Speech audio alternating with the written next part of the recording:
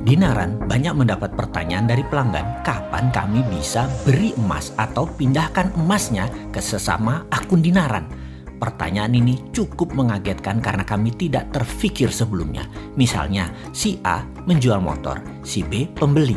Motor tersebut katakan harganya 10 juta nilainya atau sekitar 10 gram emas. Maka si A bilang kepada B, kamu transfer emasnya aja. Karena kalau transfer rupiah kan kita kena harga jual beli ke emasnya.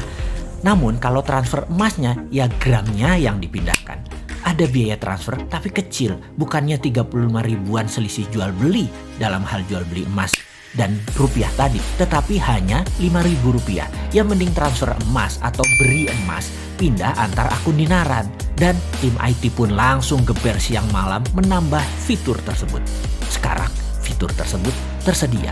Apapun itu, kami atas nama manajemen Dinaran mengucapkan banyak terima kasih atas ide-ide brilian dari para pelanggan. Dari Anda, sahabat Dinaran. Dalam bisnis, hal seperti ini di mana klien yang memberikan saran, masukan, atau keinginan adalah bentuk bisnis model yang tumbuh karena maunya pasar serta maunya pelanggan.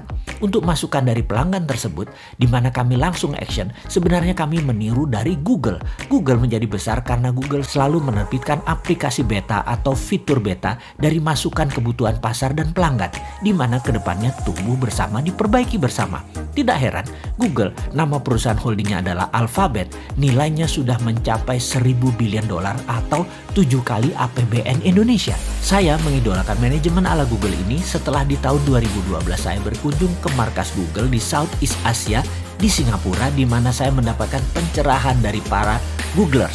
Googlers adalah sebutan para awak Google mengenai bisnis model dan corporate culture Google yang selama ini hanya saya baca dari buku-buku mengenai Google.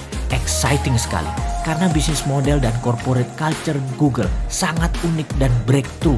Berbeda sama sekali dengan perusahaan konvensional yang selama ini saya kenal dari buku-buku tax management dan dari kelolaan-kelolaan perusahaan sahabat-sahabat saya. Salah satu yang dilakukan Google adalah never stop improving, selalu menginvolve customer. Hampir semua produk yang dibikin Google meluncur dengan label beta. Versi beta berarti produk tersebut masih dalam proses testing dan eksperimen, masih dalam proses perbaikan atau masih dalam proses penyempurnaan.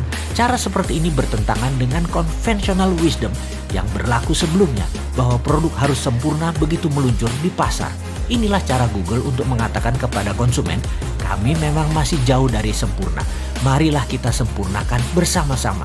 Itulah cara Google untuk melibatkan konsumen untuk menyempurnakan produk. Harus diingat, konsumenlah yang paling tahu apa kebutuhannya.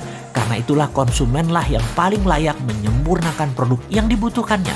Lalu dalam pengoperasian organisasi berbeda dari kebanyakan perusahaan konvensional yang bersifat vertikal. Google unik dan revolusioner karena menggunakan pendekatan dan logika bisnis yang horizontal. Horizontal ini bukan directed otoritatif tetapi kolektif permisif.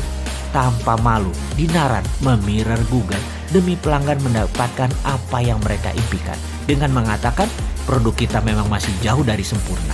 Marilah kita sempurnakan bersama-sama. Terima kasih para pelanggan Dinaran.